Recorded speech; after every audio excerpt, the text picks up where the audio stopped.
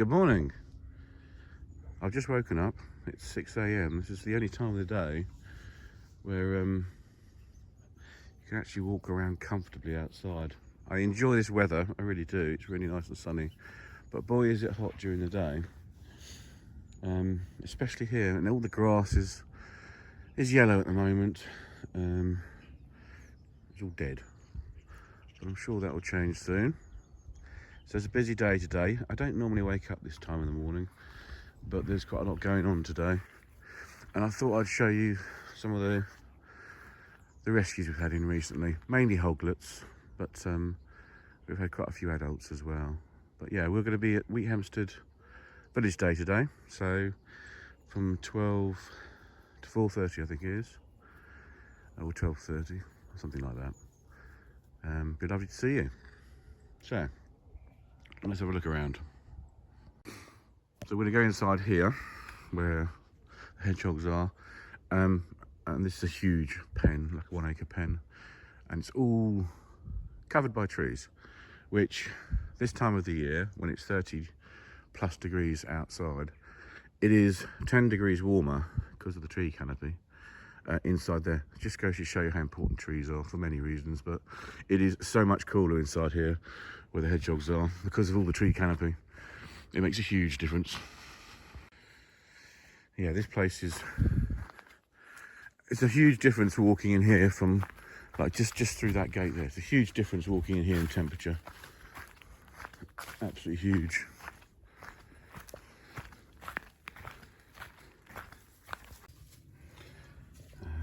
There are 4 hoglets came in. They're in here. They came in yesterday from Hitchin. They were found rescued. The gate actually went to a vet's first. Somebody dropped them in a vet's and they came here. But they're in. There's 4 of them, and they're all nicely cozied up together inside here. I won't get them out, but they're. I haven't weighed. Don't think they've been weighed yet, but they look like they're about 130 grams or something like that. But yeah, they came in late yesterday. This is a mum and 6 hoglets. They came in from Harpenden from rescue. The hoglets are much bigger now than when they came in from rescue. The mum tends to sit outside the entrance, and all the hoglets are inside here. A couple of reasons for that. One, she doesn't want them coming out, so she kind of blocks the entrance at certain times of day. And 2, they're actually getting quite big now. Look at this one, little curled up here, look. So they're probably filling up this entire area inside there. This is Amy. Amy came in with an injured eye. So actually she's missing an eye, to be honest with you. It was pecked, I'd imagine. I think it was pecked. But she's missing one eye. But she does have one eye still. I don't know if you can see that eye. She's got that eye, but she doesn't have that eye anymore, unfortunately. But she'll be fine. A bit of a scratch. And yeah, she's very healthy.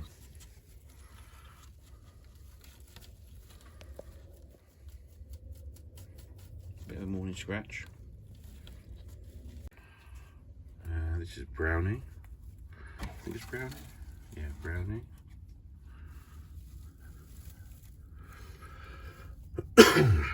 They're all asleep. They're all asleep. There's Brownie. Doing well.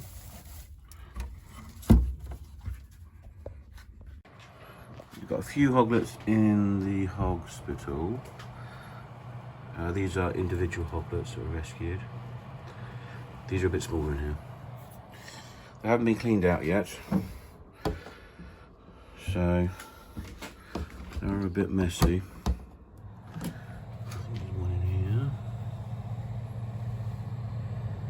There's another one. All very warm though. Okay.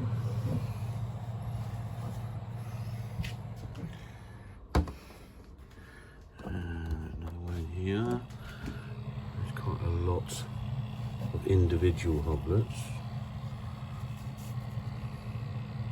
This one's a bit bigger. What a mess. Poo everywhere.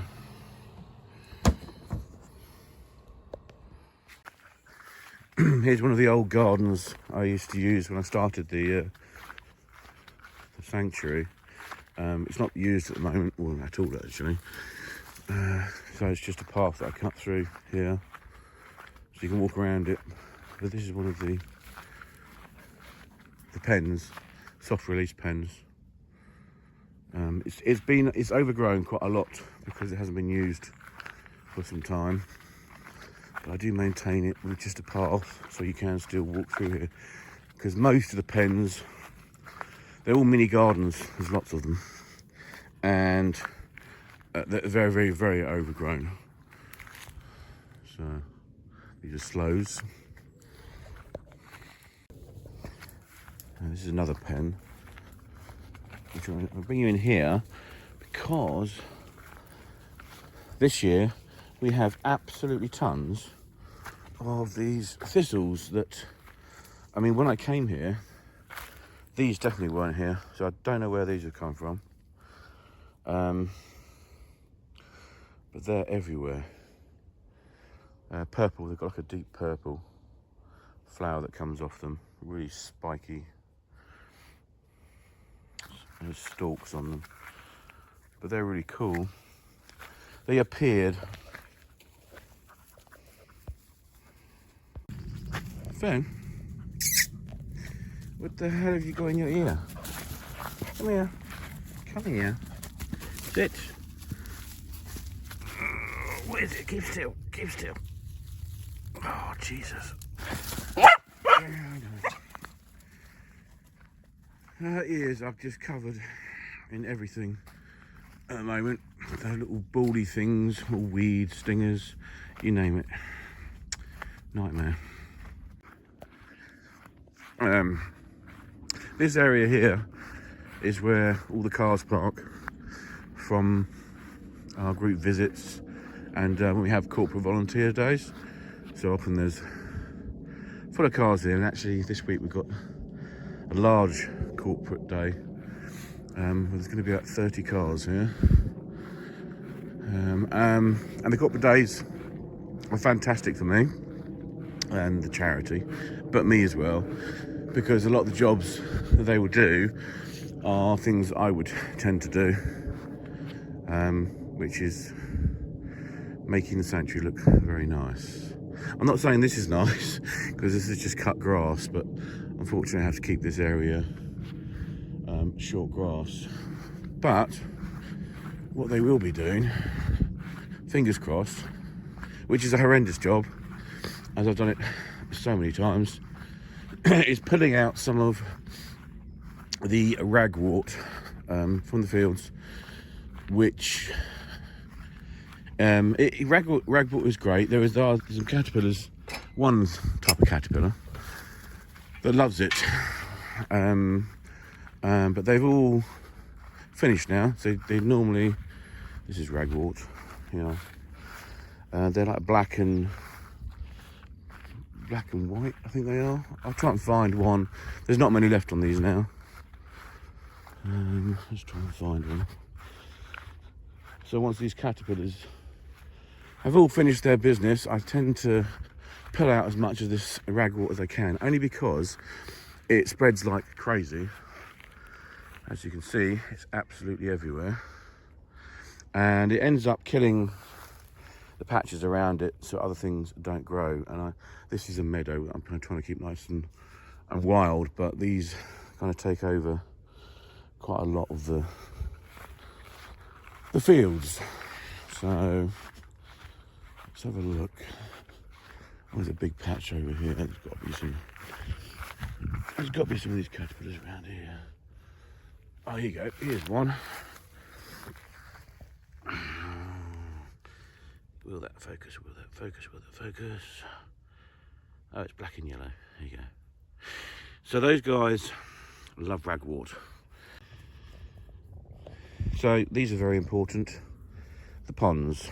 If you have ponds in your garden, I know there's probably going to be a hose pipe ban soon, but it's a pretty good idea to try and keep your ponds topped up until then. It's only because the wildlife need the water as well. So this pond has done really well, although this algae stuff is kind of a weed. Everything else in here is growing absolutely amazing. This is full of dragonflies usually, but obviously not this time of the morning. So trying your best to keep the water topped up if you can this week in ponds and stuff. I know that Thames Water are probably going to put their hosepipe ban in, as we've had 5 days without rain, and the reservoirs are probably going to be depleted.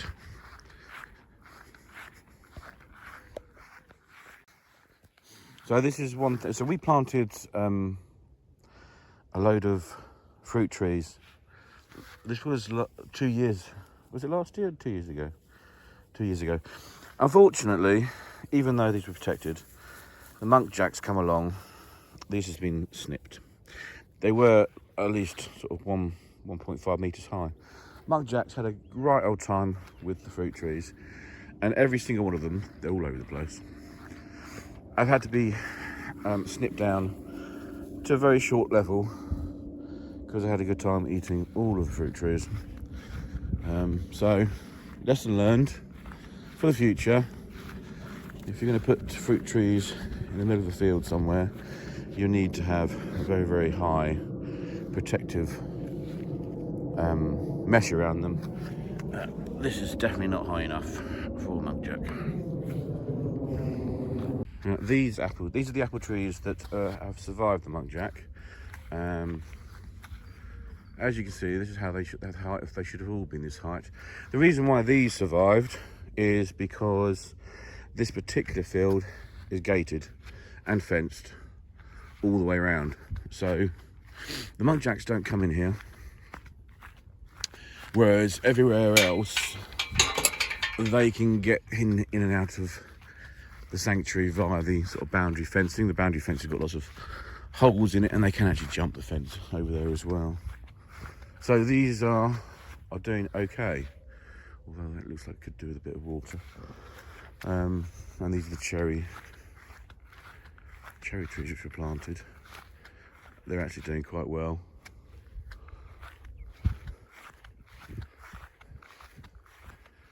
Yeah, unfortunately those wilting a little bit. Although there is dew on this. Yeah, there is dew on this. So they are getting something, even though it's absolutely roasting during the day. This was made by someone called Ian Begg years ago. Doing quite well.